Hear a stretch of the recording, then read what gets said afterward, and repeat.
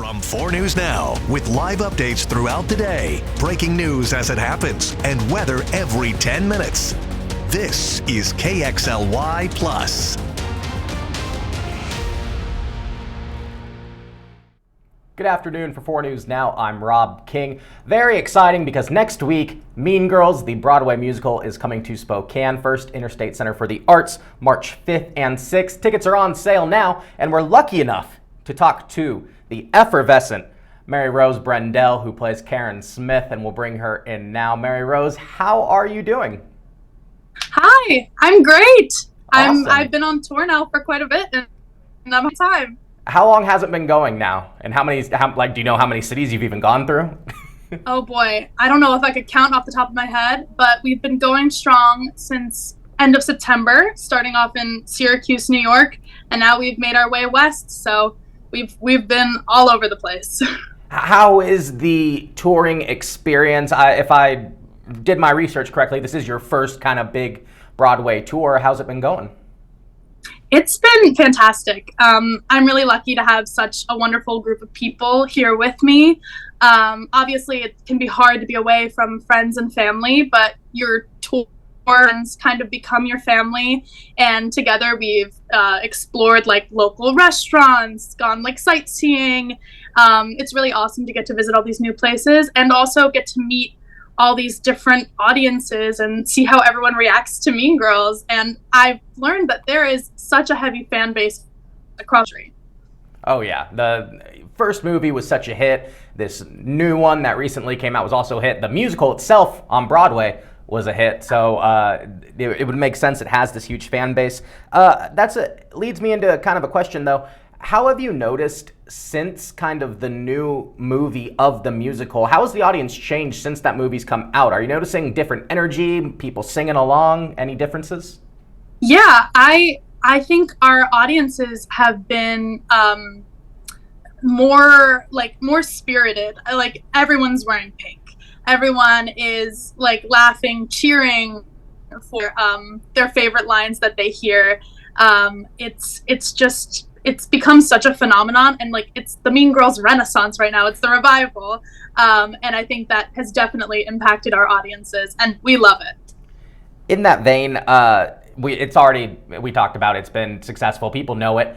How much of other actors' performances do you take into your own performance? Amanda Seyfried obviously portrayed Karen Smith in the first movie, a different actor on Broadway, a different actor in the new movie. So how do you, MaryRose, how much of them do you take, if any at all?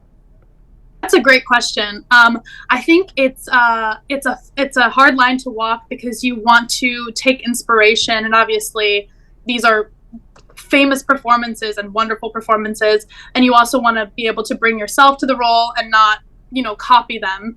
I definitely took a lot of influence from Amanda Seyfried and also Kate Rockwell, who originated the role on Broadway.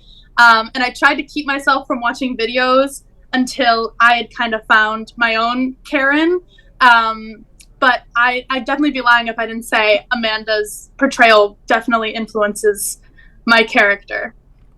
Karen's character is sort of pigeonholed at times. How do you kind of bring that into a more modern age? That's a great question. I was helped with this in early rehearsals. Casey Nicola, the director of the show, said to me, it's not being dumb, it's about finding the joy. And I think that's who Karen is. She's able to make light of most situations and live in a very happy headspace. If I ever enter the theater in a bad mood, I always leave in a good mood. It's miraculous, and I think that's one of my favorite things about the show. So yeah, it's less about her being a dumb and more about her being a happy person who can find the little things to bring her joy. I think that's an excellent perspective. MaryRose, tell us a little bit about yourself. Where are you from? I'm from a small town in New Jersey called Cranberry. I grew up there, and then that is an adorable town name. Thank you. Yeah, it's not spelled exactly like the berry. Less cute. Misconception. Yeah, less cute. But everyone still always associates me. I had a friend growing up call me Strawberry Girl because she just thought that was where I was from. but I went to school in Pennsylvania. I went to state, their musical theater program, which I loved, and I attribute all of my success to that program. It made me the actor I am today. And then, yeah, I graduated in 2022, and now I'm here doing this.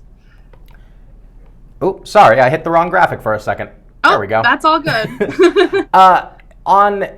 Were you always an outgoing child? Did you always want to be an actor? I know some people find it late in life. They hit the theater in high school, or were you a child actor? So I was a shy child. I actually started doing theater when I was 5 because I watched Spider-Man 2. And if you recall, Spider-Man's girlfriend, Mary Jane, who has a similar name to me, I loved her because of that. And she was an actress. And I turned to my mom and I was like, I want to do what Mary Jane does. She's an actress. Is that a real job? My mom was like, yes, that is a real job. Yeah, she's on Broadway. She comes down those stairs. Exactly. That's song. The scene. That's the scene that did it for me. Wow. And and then I started taking acting classes, and then I somehow got cast in a regional theater production of A Christmas Carol. And then on, I was just, I had it. I had to do it. So thank you, Kirsten Dunst. Yeah. Thank you, Kirsten. I owe her everything. So you've been on this long country, nationwide tour. Any cities that kind of surprised you, stood out more than others, where you were like, oh, wow, I didn't expect much from there, but they really brought it? Yeah. I really loved Eau Claire, Wisconsin.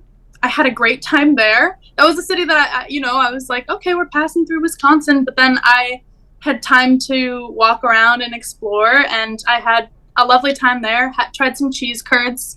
That was exciting. I also loved, this one was less of a shocker, but we made our way to Canada, and I got to spend a week in Vancouver, and I adored Vancouver, and I expected I would, but the food there was outrageous. I ate a ton of sushi, and that's my favorite food, so that How was is pretty Canadian sushi? stellar. Vancouver sushi, stellar. Well, that's good to know. That's an inside tip for folks. There you go. I always like to ask actors when they are these, big seminal performances, what was it like to get that call when your agent says, hey, MaryRose, you're going to be Karen Smith touring the country?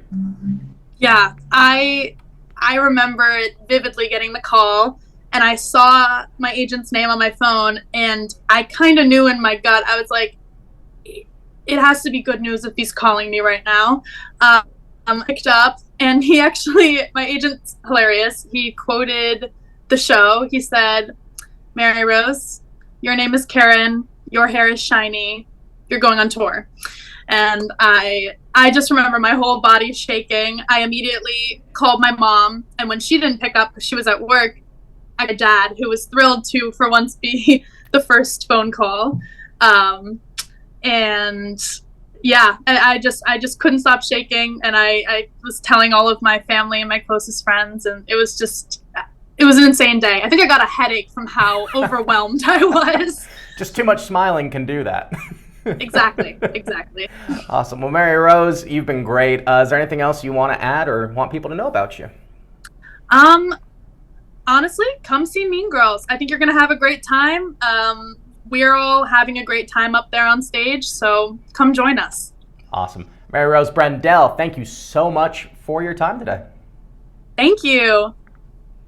And you can see MaryRose and the rest of the Mean Girls cast coming to First Interstate Center for the Arts next week, Tuesday and Wednesday, March 5th and 6th. Tickets are on sale now. You can find the link to that on kxly.com. Coming up, we have a newscast, 4 News Now at 5 and 6. But for now, live in studio, I'm Rob King for 4 News Now.